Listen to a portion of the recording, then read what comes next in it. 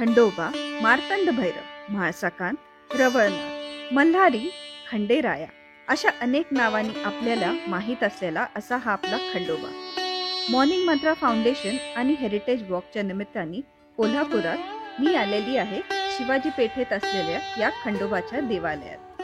खंडेरायाबद्दल अनेक अशा रोचक कथा आपण या ब्लॉगमधून ऐकणार आहोत.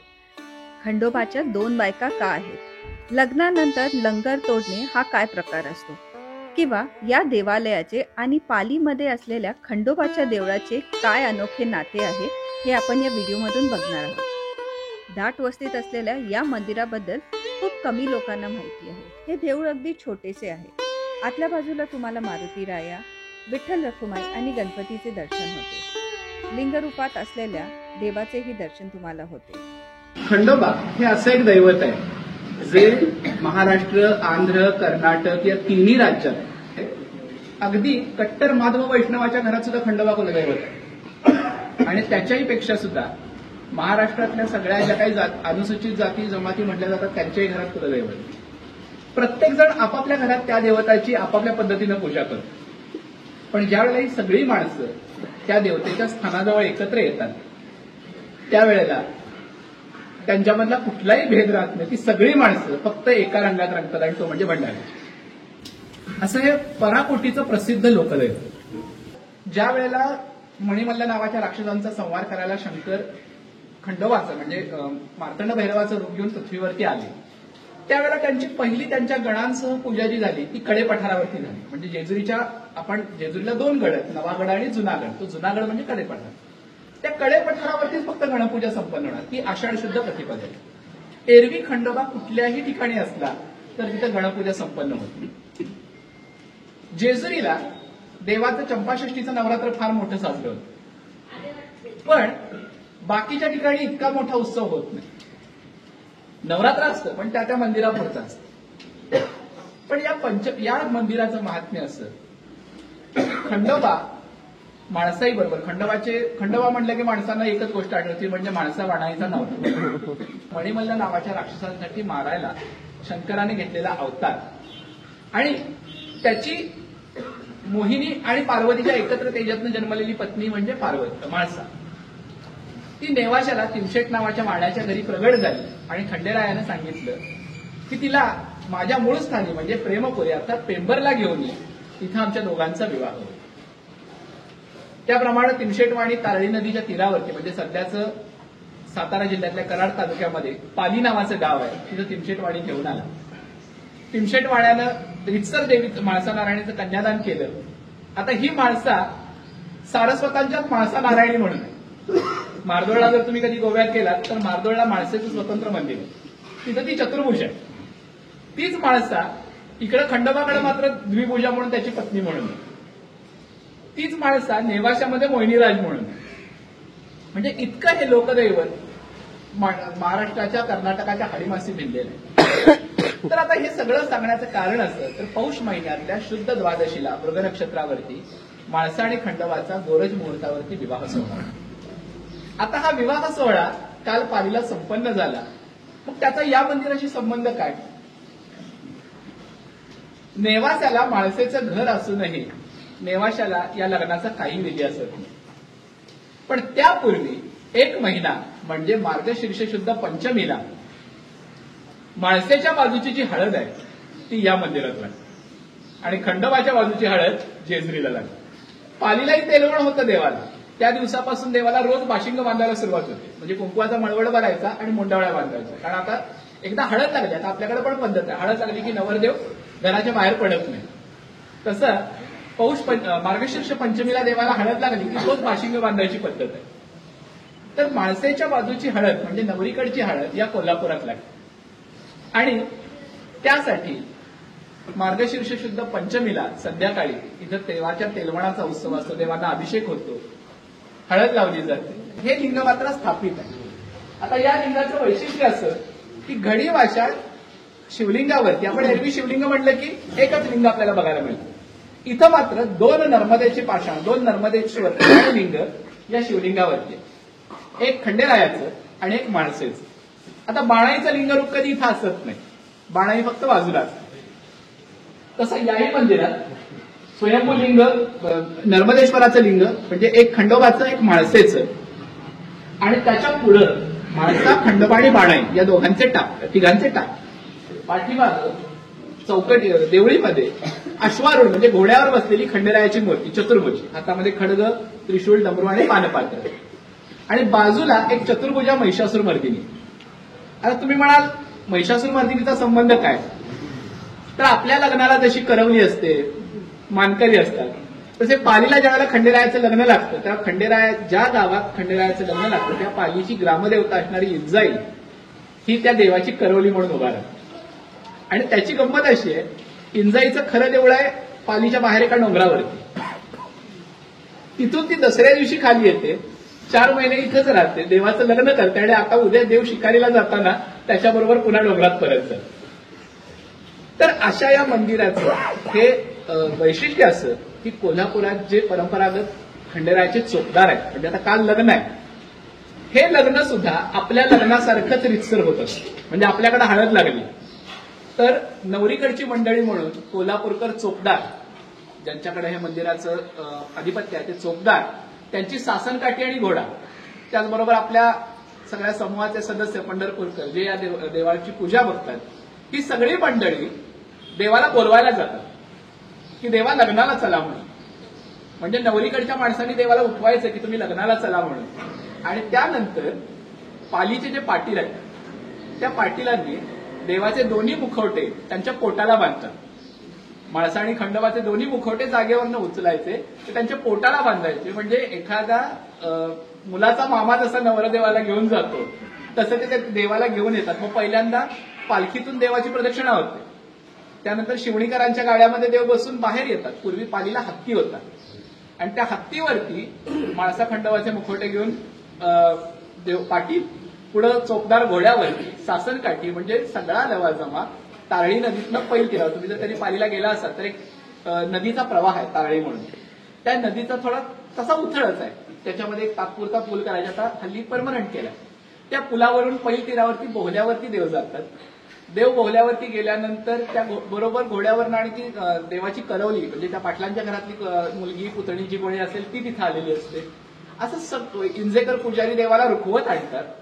आणि हे सगळं झाल्यानंतर देव पोचल्यावरती पुन्हा एकदा म्हणजे जसं आपण नवरदेवाचं सीमांत पूजन करून स्वागत करतो तसं देवाला पाणी घालून पुन्हा एकदा देव पोटाशी धरले जातात. मंगलाष्टका होतात. फक्त एकच फरक असतो, आपल्याकडे फक्त अक्षता असतात, इथं भंडारा आणि अक्षता दोन्ही असतं. त्याच्या उधळणी देवाचं लग्न लागतं. रात्रभर देव पोहल्यावरती बसलेला असतो. म्हणजे जसं आपल्याकडे नवरा नवरीच्या स्वागत समारंभ सुरू असतो तसे ते सगळे लोक येऊन देवाला पोहल्यावरती भेटत असतात. आता इकडं देव पोहल्यावरती आहे, मग देवळात काय? तर देवळात गंमत अशी सांगितली जाते की देव बाहेर पडताना आता देवच देवळात नाही म्हणून दार बंद झालं. आणि दार बंद झाल्यावर आता पूर्वीचे पुजारी वगैरे मंडळी सांगतात, मानकरी वगैरे, आतनं दार धडकलं जायचं. आता आतनं दार कोण धडकतंय? तर देव म्हाळसा खंडोबा सिंहासनावरती असल्यावरती दक्षिणाभिमुख ओवरीमध्ये बाणाईची मूर्ती आहे. एरवी तिथं काही नाही, पण आज देव जागेवर दिसत नाहीत आणि देव गेले कुठं म्हणून ती दार बनवायला सुरू करते. म्हणून मग ते दार उघडायचं, पुन्हा बाणाईचा मुखवटा घेऊन सिंहासनावरती बसवायचं. आता मजा बघा, एका वेळेला म्हाळसा खंडोबा म्हणजे म्हाळसा लग्नानं खंडोबाची व्हायला लागली आणि इकडं बाणाई स्वतःच देव स्वरूप होऊन सिंहासनावर बसली. हा सोहळा सगळा आतापर्यंत अजूनही पालीमध्ये देव बोहल्यावरती असतील. आता जरा वेळानं सगळे मानकरी गोळा होतील आणि मग देव पालीची पूर्ण नगर प्रदक्षिणा करणार. प्रत्येक मानकऱ्याच्या दारात जाणार नवरा नवरी, तिथं त्यांना जे काय त्यांचा मानपान असेल तो होणार. देवळात परत जाताना मात्र आता काल पुलावरनं आले, आज पालख्या पुलावरनं जात नाही. आज पालखी सकट देव पाण्यातनं जातो. तो देव आणि म्हाळसा पाण्यामध्ये त्या तारळी नदीमध्ये पाण्यात खेळत नंतर मग देवळात जातील. आता रात्रभर जागून लग्न करून देव आलाय म्हणल्यावरती बाणाईची जागा खाली करायला पाहिजे. मग तिला पुन्हा मानाची साडी चोळी दिली जाते की तुम्ही रात्रभर सिंहासन सांभाळला, हा तुमचा मान. तिला खाली उतरवायचं आणि देव सिंहासनावर बसल्यानंतर एक 10-15 मिनिटांसाठी देवळं बंद करतात. का? तर रात्रभर देव जागून आलाय, एक 15 मिनिटं विश्रांती घेऊ. ती विश्रांती झाली की पुन्हा एकदा देवाचा नित्योपचार सुरू होतो. 5व्या दिवशी सगळं पाली गाव दुपारी 11 वाजेपर्यंत देवाला पाणी घालतात. म्हणजे त्याचं हळद काढणं, तेलवण वगैरे त्याचं त्याला पाखाळणी म्हणतात. ती पाखाळणी झाली, पालीच्या प्रत्येक माणसाचा नैवेद्य झाला की देव संध्याकाळी शिकारीला जायला निघतो. आता ही शिकारीला जाणं म्हणजे काय, तर आपल्याकडे प्रत्येक उद्याची जी पौष पौर्णिमा आहे त्या पौष पौर्णिमेला सगळे देव शिकारीला जातात. खेड्यापाड्यातली पद्धत आहे, गावात देवाची पालखी जे काही मुखवटे असतील ते पालखीमध्ये सजवायचे आणि गावच्या वेशीपर्यंत न्यायचे. देवाला आता एरवी आपण पंचपक्वान्नाचे नैवेद्य दाखवत असतो, पण पौष पौर्णिमेचा नैवेद्य मात्र फार मजेशीर आहे. भाकरी, त्याही शिळ्या, दहीभाताचे उंडे, बाजरीचे उंडे, म्हणजे तहान लाडू, भूक लाडू सगळं बांधून द्यायचं आणि देव शिकारीला पाठवायचे. मी एका शेतीशी संबंध असलेल्या माणसाला विचारलं, देव शिकारीला का, म्हणजे त्याच्यासाठी पौष महिन्यामध्ये मग कुठली चांगली कामं, लग्न कार्य वगैरे काही करत नाहीत, जत्रा होत नाही. त्याचं कारण हे की देव शिकारीला गेलेत, आता बाकी काय करायचं नाही. मग मी एकाला विचारलं, नेमकं शिकारीला देवाला घालवायचं कारण काय, तुमच्यात काय अडचण होती देवांची. तर त्या माणसानं सरळ सांगितलं, आपले सगळे सणवार हे शेतीवरती अवलंबून आहे. पौषानंतर जी काही रब्बीची पिकं आहेत ती कापणीला आलेली असते, कडधान्य असेल, ज्वारी असेल, सगळं जे काय ते कापणीला आले. या महिन्याभरामध्ये जर जत्रा, यात्रा, लग्न कार्य ठेवलं तर हे करणार कोण. त्यासाठी देव शिकारीला गेलेत, या महिन्याभरात आपली कामं आवरून घ्यायची. मग आता देव येणार कधी, तर माघाच्या पौर्णिमेला देव परत येणार आणि त्या दिवशी मात्र मग गोडधोड पुरणपोळ्या जे काय असेल, खीर वगैरे नैवेद्य करायचा आणि देवाला पुन्हा दाखवायचा, म्हणजे देव शिकारीहून परत आला. खंडोबाच्या बाबतीमध्ये या शिकारीचा आणखी एक मजेशीर भाग आहे, जो आपण नेहमी जागरणाच्या बाबतीत किंवा कथेच्या बाबतीत ऐकतो. मुरळीला सांगायला निरोप देतो दुसऱ्या एका वाघ्याकडे, बाईसाहेबांना जाऊन सांग, पालीची यात्रा अपरंपार झाली, भंडार खोबऱ्याची उधळण झाली, देवाला विसावा आला, महालामध्ये सुखशय्येची सेजेची तयारी करा, देव तुमच्या महाली निद्रेला येईल. आणि त्याप्रमाणे माणसा निद्रेची तयारी करते आणि देवाच्या स्वप्नामध्ये बाणाई सुंदरी येते आणि तिला आणण्यासाठी देव बाहेर पडतात. आता जायचं कसं, तर त्या दोघांचं ठरलं. माळसाबाईला माहिती आहे प्रधानजी म्हणजे जो विष्णू आहे तो एका बाजूला माळसेचा भाऊ आहे आणि खंडोबाचा प्रधान आहे. तो सांगतो, बाई देवाला शिकारीला जाऊ देऊ नका, कारण त्याला माहित आहे की हिनं शिकारीला परवानगी दिली की देव माळाईकडे जाणार. देवाला जाऊन आता देवाकडे त्याची रोल वेगळा आहे अर्थात, तिथं तो प्रधान आहे, तिथं म्हणतो देवा तुम्ही शिकारीला गेल्याशिवाय राहायचं. या दोन्हीच्या कलहामध्ये शेवटी ठरतं की सारीपाट खेळायचा, जो हरेल त्याला 12 वर्षाचा वनवास. माणसा सारीपाट खेळते आणि देव हरतो. एक क्षण माणसाला आनंद होतो की आपण जिंकलो, पण दुसऱ्या क्षणी लक्षात येतं की देवानं बरोबर आपल्याला साधायचं ते साधलं. म्हणून मग ती माणसाही देवाला शाप देते पहिल्यांदा. आणि त्याच्यातही गंमत आहे, जेजुरीपासून पुढे गेल्यानंतर दावडी निमगाव म्हणून गाव आहे. खंडोबाच्या जागरणामध्ये कायम वाघे आणि मुरळी उभे असतात. दावडी निमगावच्या जागरणात मात्र मुरळी कधी असत नाही. त्याचं कारण असं, माळसाबाईंनी मुरळीला सांगितलं, जा बाणाईचं रूप घेऊन देवाची वाट आढळ आणि सांग की तुम्ही येऊ नका. तिथे गेल्यानंतर देवाला तिथे कपट कळाल्यावरती देवाने सांगितलं, इथनं पुढे माझ्या सेवेत उभा राहायचं नाही. तिनं क्षमा मागितली, देवाने तिचा उद्धार केला. सांगितलं भीमा नदीच्या पैल तीरावरती तुझं स्थान असेल, तिथनं पुढे तू काही कर, पण दावडीमध्ये मात्र तू नाही. म्हणून दावडीच्या खंडोबाचं जागरण फक्त वाघे घालतात, तिथं मुरळी असत नाही. इतका नियम आहे की अजूनपर्यंत दावडी गावात तमाशा म्हणून कसला तो झाला नाही. त्याच्या पलीकडे मात्र खरपुडी नावाचं गाव आहे, तिथं मात्र मुरळ्यांचं जागरण चालतं. तर देव चंदनपुराला जाणारच हे कळाल्यावरती माळसाबाईंनी शाप दिला, तुम्ही म्हातारे हो. देवाला 12 वर्षासाठीचं म्हातारपण आलं आणि म्हाताऱ्या धनगराचं रूप घेऊन देव बाणाईच्या घरी चाकरी करायला लागला. देवानं चाकरी केली आणि एके दिवशी ठरलं, त्याला लक्षात आलं की आता आपलं काळ पूर्ण होत आलाय. बाणाईच्या सगळ्या बकरी मारून टाकल्या आणि सांगितलं, तुला जर या जिवंत पाहिजे असतील तर माझ्याशी लग्न केलं पाहिजे. ती नाईलाजानं तयार झाली आणि बाणाईला नेलं नळदुर्गाला. नळदुर्गाला नेऊन बाणाई बरोबर लग्न लागलं. अर्थात ते लग्न प्रगट नाही, त्यामुळे माळसेचं जसं जितक्या मोठ्या प्रमाणात लग्न होतं तसं बाणाईचं लग्न होत नाही. तो दिवस होता श्रावण पौर्णिमेचा. आता श्रावणापासून माग 6 महिने. देव जेजुरीला परत आले, पण माळसाबाईला दिसलेले नाही. माळसाबाई म्हणते काहीतरी झाले. ज्या अर्थी दिवट्या दिप्पाळ लागल्या त्या अर्थी देव आलेत आणि माघ पौर्णिमेला देवाची मुदत पूर्ण झाली. त्या म्हणतात मला देव दिसला पाहिजे. आता शोधायचा कसा, तर त्या नंदीला विचारतात. नारद सांगतात त्याप्रमाणे 15 दिवस त्या अनुष्ठान करतात, पण अनुष्ठान करूनही देव दिसत नाही. म्हटल्यावरती नंदीला विचारतात, देव कुठे आहे सांग. तर म्हणतात तू माझी अर्धी मालकीण आहेस, मी माझ्या मालकाची चाळी करणार नाही, पण तू मालकीण आहेस म्हणून तुझा मान ठेवून तुला फक्त दिशा दाखवीन कुठे आहे. म्हणून जेजुरीला असं म्हणतात, खाली जो नंदी आहे पहिल्या पायरीजवळ, तो तिरक्या मानेनं देवीला सांगतो की देव कुठे आहे म्हणून. अजूनही महाशिवरात्रीला जेजुरीला 3 शिवलिंगाचं दर्शन घडतं. जेजुरीला गाभाऱ्यामध्ये एक शिवलिंग आहे आणि शिखरामध्ये एक शिवलिंग आहे. म्हाळसेला गाभाऱ्यातलं शिवलिंग तिथंच देव आहे, पण तो महाशिवरात्रीला सापडला म्हणून अजूनही माघ पौर्णिमेला परत आलेला देव महाशिवरात्रीला म्हाळसेला दिसतो. म्हणून त्या बाणाईच्या आणि खंडोबाच्या शिवलिंगाचं दर्शन घडतं. म्हणजे त्याला पाताळलिंग म्हणतात. पाताळलिंग, भूलिंग आणि स्वर्गलिंग या तिन्ही लिंगाचं दर्शन महाशिवरात्रीला जेजुरीवरती घडतं. तर हे सगळं कालक्रमानं, दिवसक्रमानं सगळं आपल्या पूर्वजांनी जतन करून ठेवलं. हे सगळं सांगायचा उद्देश काय, तर देव नावाची शक्ती आहे नाही आहे ह्याच्याही पेक्षा सुद्धा आपल्या पूर्वजांनी जशी एक प्रेमाचं नातं जोडलं. अजूनही जर पालीला गेलात, जी जुने वाघ्या मुरळी जर असतील ते गाव विचारतात, त्यावेळेला जर कोल्हापूर म्हणलं तर म्हणतात पैसे नको करा भंडार लावून. त्याचं कारण काय, ते म्हणतात तुम्ही देवाची मेवणे मंडळी आणि तुम्ही जर तसे गेला तर आम्हाला चालणार. इतका हृदय भाव या देवांच्या बद्दल आपल्या पूर्वजांनी जपलाय आणि त्याचंच एक प्रतीक म्हणून हे मंदिर आपण बघतो. मंदिराचं वर्णन आपण केलं तर आणखी एक भाग म्हणजे खंडोबाच्या पूजेमध्ये असलेला हा लंगर. आता एरवीपेक्षा हा लंगर वेगळा आहे. आपल्या प्रत्येकाच्या घरामध्ये, ज्याच्या घरात खंडोबा कुलस्वामी असतो त्याच्या घरात एक छोटी मोठी कडी असते. लग्नामध्ये हा लंगर तोडायचा एक विधी असतो. तर ह्या लंगराला त्याची पुढे एक लंगर कडी म्हणून असते. म्हणजे इथे एक भाग दिसेल तुम्हाला, दगडी कळीसारखा भाग आहे. याच्यामधून हा लंगर ओवून घ्यायचा, असा ओवून घेतला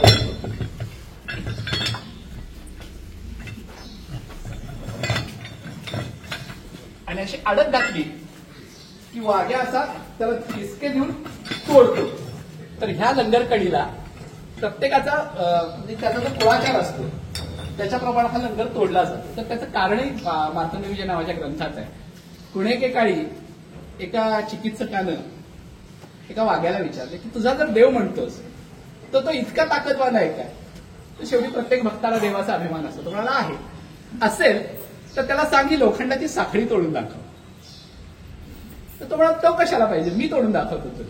म्हणून त्या वाघ्यानं ती लोखंडाची साखळी तोडून दाखवली आणि त्याचं फळ असं झालं की जो चिकित्सक त्याला विचारत होता तो मात्र कुत्र्यासारखा मुंकायला लागला. मग त्याला खंडोबाच्या कृपेने तो दूर झाला वगैरे सगळं झालं. पण तेव्हापासून ही लंगर तोडायची पद्धत मार्तंड विजय ग्रंथाप्रमाणे लोकांच्यात प्रचलित झाली. आणि त्याचं कारण असं आहे की किती जड कडी आहे. ज्या ज्या वेळेला आपण देवाऱ्यातली ती कडी बघतो त्यावेळेला आपल्या लक्षात येईल आपण कधी असं वाटतं की मोठी मोठी संकट आयुष्यात आले, मग जो देव आपल्या एका हाकेसाठी इतक्या जड साखळ्या तोडू शकतो तो आपली संकट सोडवणार नाही का, हा विश्वास दृढ करायला ही पद्धत.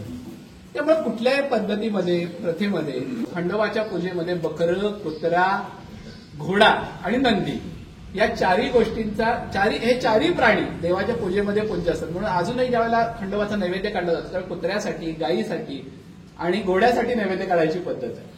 तर बकऱ्यांना काय आपल्याकडचा नैवेद्य नाही, पण बकरी जर किंवा एखादा धनगर जर आला तर मात्र तो त्या खंडोबाचा सिद्ध, म्हणजे त्याला बाकीचं काय लागत नाही, तो खंडोबाचा भक्त म्हणूनच त्याची पूजा होते. तर अशी सगळी मूर्ती वर्णन आपल्या प्रत्येकाच्या घरात जर आपण बघितलं तर घोड्यावरती, ज्याच्या घरात कुलस्वामी म्हणून असेल खंडोबा, घोड्यावरती देव आणि बरोबर माणसा. बाणाईची मूर्ती मात्र शक्यतो कुठल्याही देवघरात असत नाही, ती फक्त देवळांमध्येच आहे. त्याचं कारण असतं कदाचित माणसा बाणाईसारखा जे काही माणसा बाणाईचा कलह झाला, अर्थात तो कलह फक्त 15 दिवसाचाच होता.